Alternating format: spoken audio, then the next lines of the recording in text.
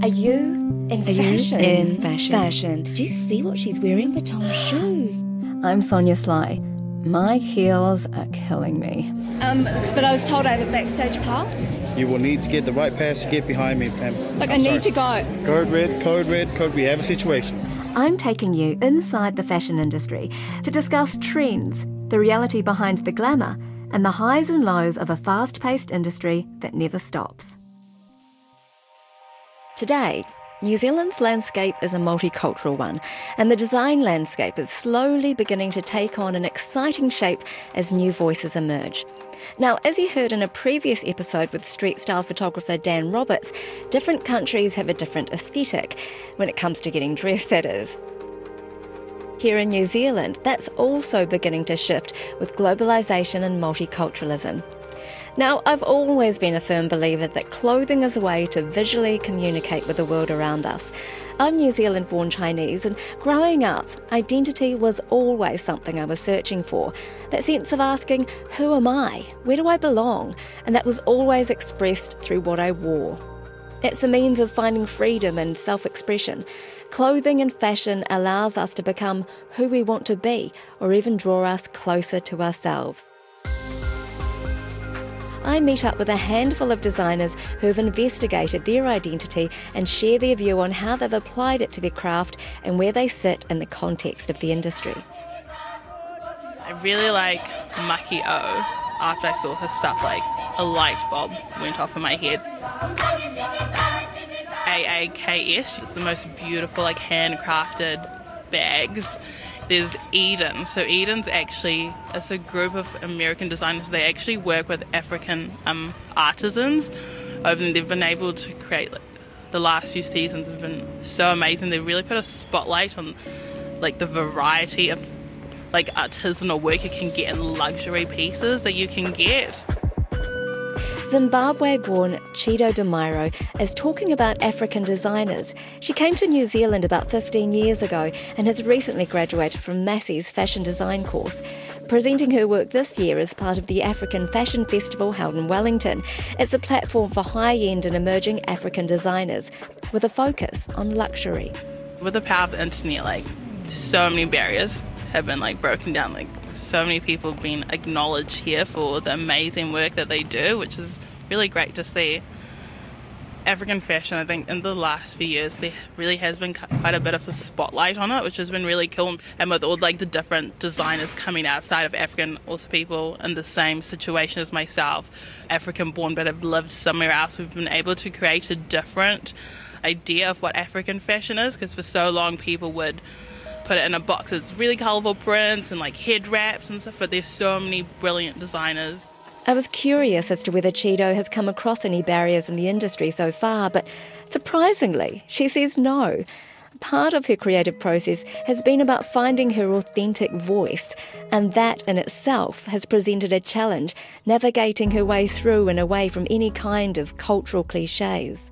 It wasn't really till my last year that I really started to tap into that, and I found that like ended up helping me become so much more creative and kind of produce my own style.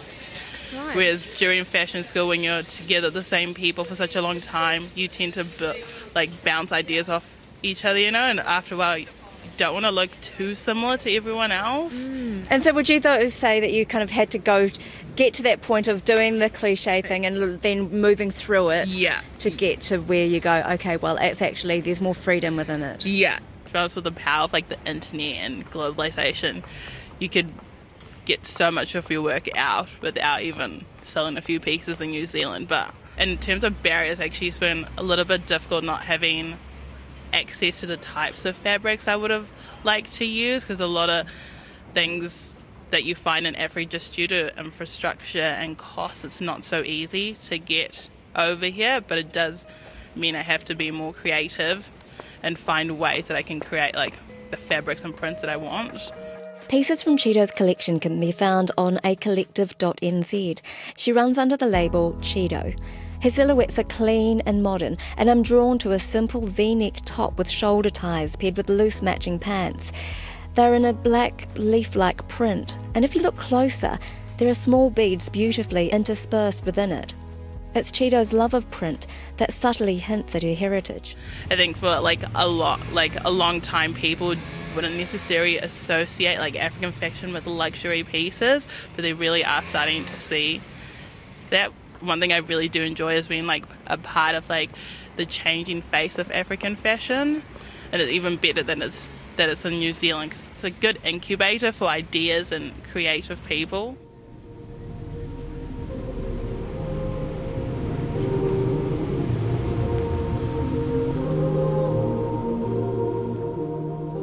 For the moment, I'm very torn. I feel very conflicted about being in the industry in general, just because of the environmental issues surrounding the fashion industry and sustainability and things like that. There's so many brands out there and so many designers, but I think if you're creating things, you definitely need a market there that's going to want it and going to keep it for a long time, because there's no point in creating something that's trendy or throwaway fashion, because there's so much of that already. And so I'm kind of just trying to find what fits with my ethics before I can put myself out there, I think, yeah. Up in Auckland, I met up with Yoshino Maruyama, who incidentally lives in Wellington. She's currently working for sustainable label Koto, but showed her collection at New Zealand Fashion Week. She's honest, grounded and articulate about the reality of the industry and where she feels she fits within it. But I was immediately drawn to her work because it hinted so clearly to me of an Asian aesthetic before I even knew she was Japanese. Yoshino was born and raised in Christchurch. She's never lived in Japan, so her connection with that side of her identity is kind of distant, or at least indirect. I don't really want to other myself and be like, oh yeah, I'm this Japanese designer, but I think that is part of who I am. Even if it's subtle, I think it will just naturally come out in my designs and in my work. When I decided to explore this whole kimono and fashion thing, you'd kind of Google it and there'd be all these Western designers from Jean-Paul Gaultier to just everyone has at least taken Japan or something, or the geisha or something as a inspiration at least once. And so I kind of looked at everything and thought that that wasn't my perspective on my culture. It was kind of a very Western gaze. And so I kind of wanted to do not an insider's perspective, but just to have a more, have a different take on the kimono and on Japanese influences, I guess. Because New Zealand is Western as well, we see a lot of Asia through the Western gaze, and so I think it can be confusing for people like me or like you to see our culture through a Western lens, and so I think it can be confusing for people like us growing up in New Zealand or growing up in America or Europe. Being of Asian descent, you see Asia portrayed through a Western lens and then the real Asia, and you're like, what are the differences here and why are there such differences? Yeah. Getting a foothold in the fashion industry is in part about having a unique aesthetic. That's important, but it's also about letting the garments speak for themselves. And her aesthetic? I feel like it looks very minimalistic and clean from the outside, but there's kind of a lot of depth in the concept. My collection was based around the kimono as a garment. I guess that ties strongly with the Japanese aesthetic because I guess that's the national dress of Japan, yeah. I've worn it ever since I was really young, so there's on your 3rd and your 7th birthday you get to wear one, because the kimono is not an everyday sort of wear anymore in Japan. It's more like a celebration dress. So my grandma is very into her kimono. So she's kept a lot of them from my mum when she was younger and from herself when she was younger, and so they kind of get passed down, and I feel like that's really special for me because I grew up so far away from that culture that it's kind of my little taste of. So is this you connecting to that side of your culture? Yeah, I think so. It's definitely me trying to figure out more of how I feel between being a Kiwi and being Japanese. I think it's super important for me. I think it's a really good platform to be able to explore it, because I guess people do family trees and things, but this is kind of a more fun way to go deep into the history of where my ancestors come from, and then dress is something that I'm obviously really interested in, so being able to tie those things together is really interesting for me.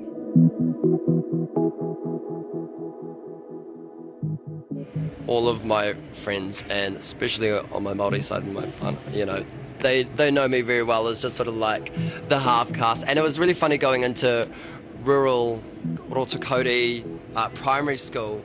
My nana was like, oh, you know, he's probably going to be the only half caste there. He's you know, what are they going to do with him? But I was of that generation where like so much like Māori and Pākehā were already integrated, and it was just part of us. And menswear designer Jacob Kuti is in his honours year at Massey University, and this year won Muramoto's Emerging Designer Award at New Zealand Fashion Week, where he had a chance to send his collection down the runway.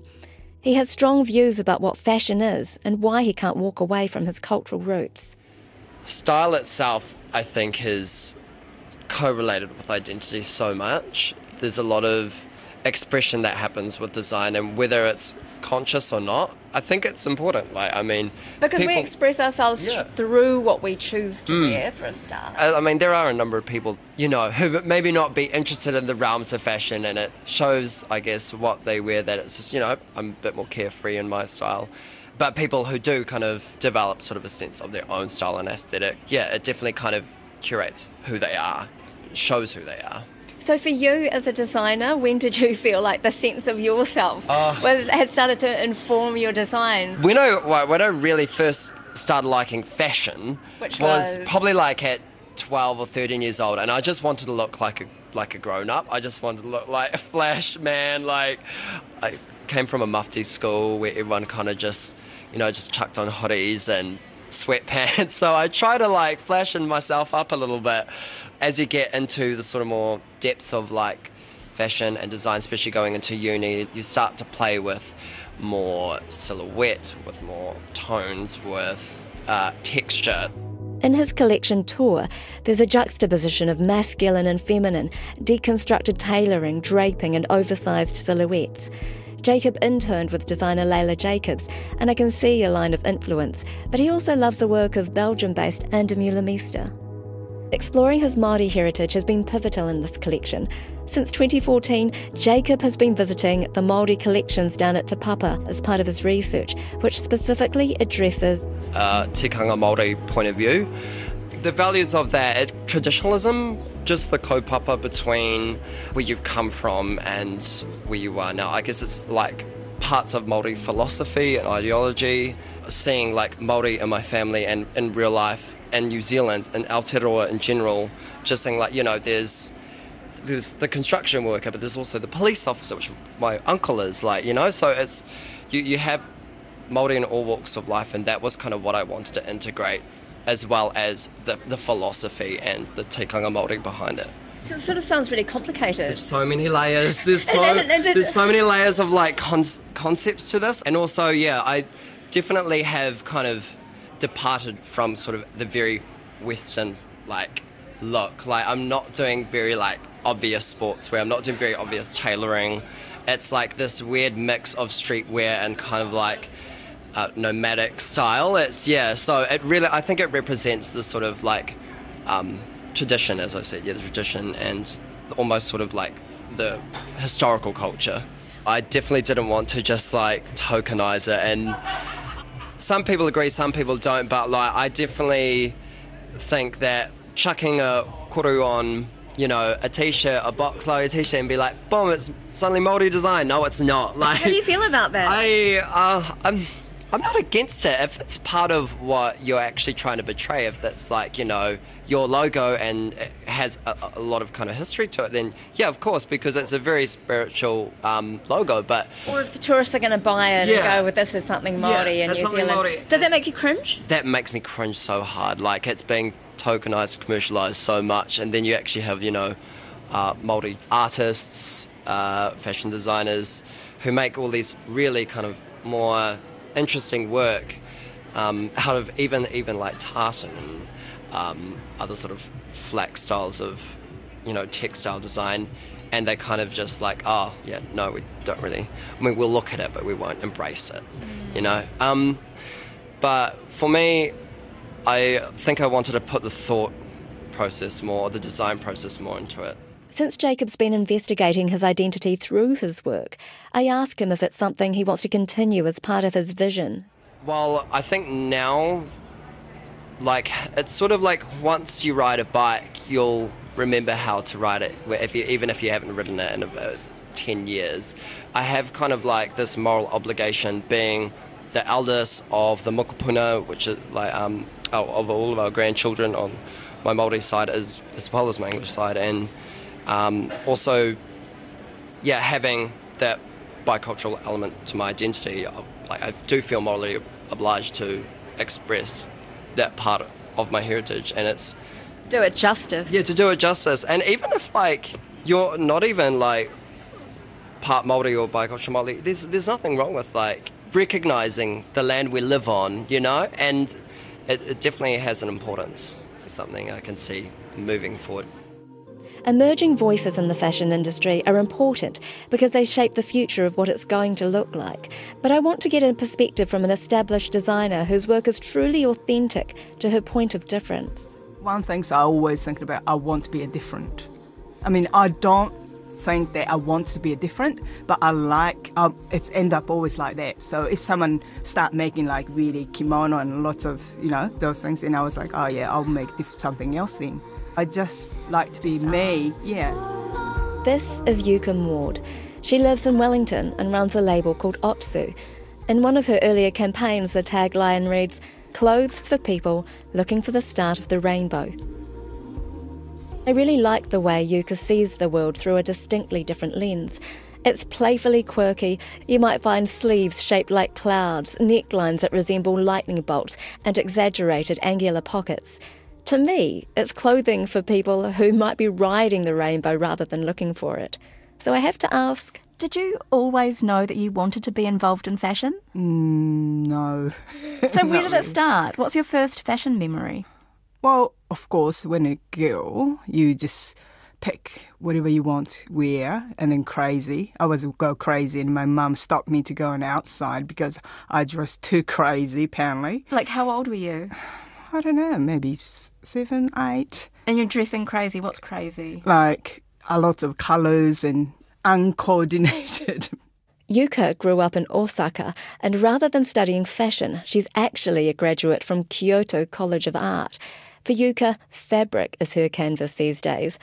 But before she moved to New Zealand 13 years ago, she ran a label in Japan called Shikimiki. It's a German name. When I was in Japan making label, everyone thought like my label was really European. Only something happened when she came to New Zealand, and her work began to take shape in a way she never expected. But when I come here, I changed the name just because it's different place and I'll make different things. And then people think that I'm really Japanese. That label is Otsu. It's her mother's maiden name, and there are components in her garments that I've never seen from other New Zealand designers. Yuka takes inspiration from Japanese patchwork. It's really simple. It's just needlework. And then it's just beautiful, like simple line can make it really such a beautiful pattern. And what do they use that patchwork for in Japan? On days they patch stuff, like a denim. They used to wear like a denim, like an indigo dyed cotton, yeah. And then they just patch on top of it, just make stronger and wearable, more longer life. So to actually patch holes as well? Or? Yeah. Okay. But it looks beautiful. It's just beautiful. I mean, people don't really patch holes for the sake of holes now, do they? Do they? No, not often as used to. I mean, it's the same as European country. They used to patch, you know, holes and stuff because, everything was so expensive, then you had to look after it. Which takes me back to my dad teaching me how to mend some of his shirts. But does Yuka's label Otsu appeal to a Japanese market? It's a totally different market and different shapes, and all girls are different looks, and then skin tones are different. Just totally different though, what they like and what people like to hear. But staying true to a Japanese approach of one size fits all, as many New Zealand designers are doing now, it's also an approach that's applied to the construction of the traditional kimono. I think the Japanese kimono is how they make, is you don't waste the material as well. Size-wise, you can adjust sleeves and length so that you can just pass on to your child and grandchild. Yuka doesn't see herself as setting out to make clothing that speaks of her Japanese heritage. It just comes naturally, And even in the starting point of her process, she takes inspiration from words that come to her. It's sometimes Japanese word and sometimes come in English word, and then I'll sometimes thinking about going in Japanese and then translate back to English again. It's just funny process because, I'm living here and I had to think about English too. So the word is a bit different, how I approach in Japanese and English. So yeah, it's a different process, but it's quite good. I can see a different way. And being true to herself is what's important to Yuka as a designer. Her label Otsu is her way of speaking to the world. And like Chido, she also says access to textiles can make the process that much more challenging, but ultimately lends itself to unique expression. And you have to use more imagination, more technique, and more you to express into your clothes rather than materials and other stuff. You know what I mean? It's a different approach. You have to think, you have to use your brain and the imagination more to be designer here. That was Yuka Maud, designer for Otsu. You also heard Chido Demairo, Yoshino Maruyama, and menswear designer Jacob Kuti. You've been listening to My Heels Are Killing Me, presented and produced by me, Sonia Sly, and engineered by William Saunders. We'd love for you to subscribe to the podcast on iTunes, Stitcher, or the RNZ app. If you're looking for something new, you might like to try The Lost, a series about New Zealand's missing people.